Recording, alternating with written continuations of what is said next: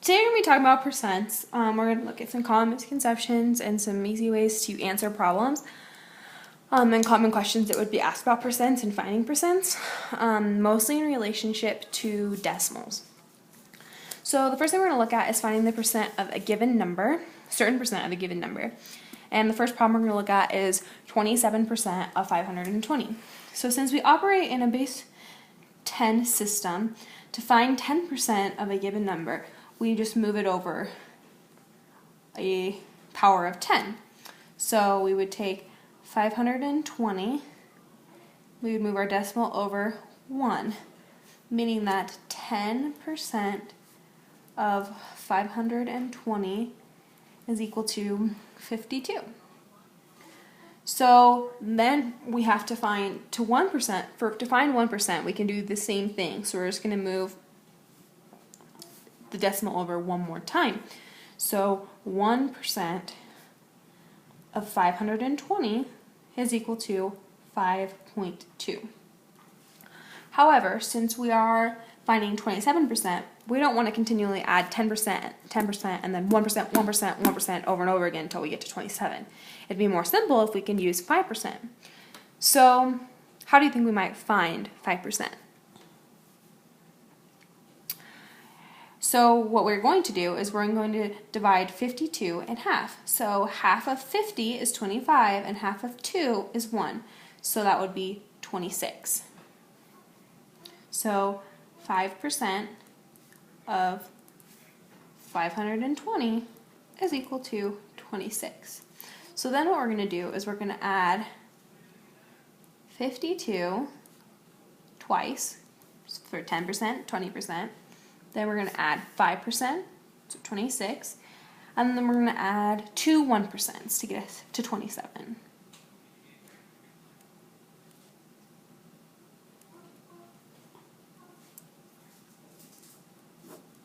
So we're just going to add down. 2 plus 2 is 4, so 0.4. 5 and 5 is 10. 4 and 4, 2 and 2 is 4. And 4 and 6 is 10, so it's 20. This is 5 and 5 is 10, and 2 and 2 is 4, so 14. So 140.4 is equal, so 140.4 is equal to 27% of 520. Now let's look at another way to look at another problem that deals with percent. So 18 is 20% of what number? The best way to go about this is making a fraction strip, or fraction bar, or a percent bar, that can also be called.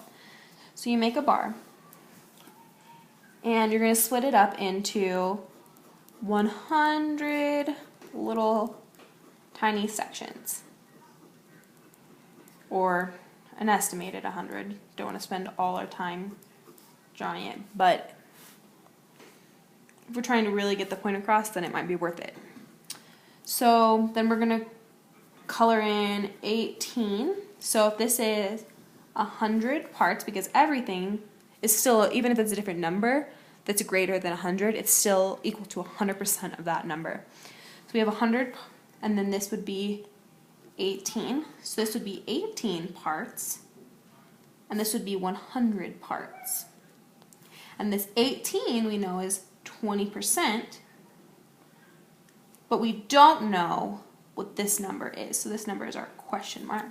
So then we can put it in a ratio, or make it like equivalent fractions, and then we'll multiply. So we would set 20 over question mark is equal to 18 over 100. So that is how you would find out that number.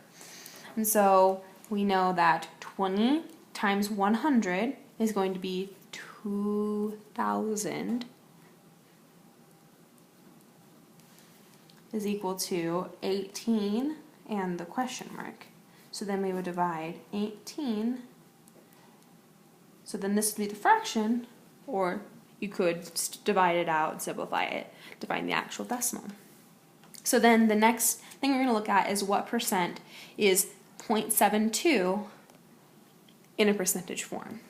So most people think that we simply have to multiply it by 100, and though this works, I don't think many people understand why we have to multiply it by 100.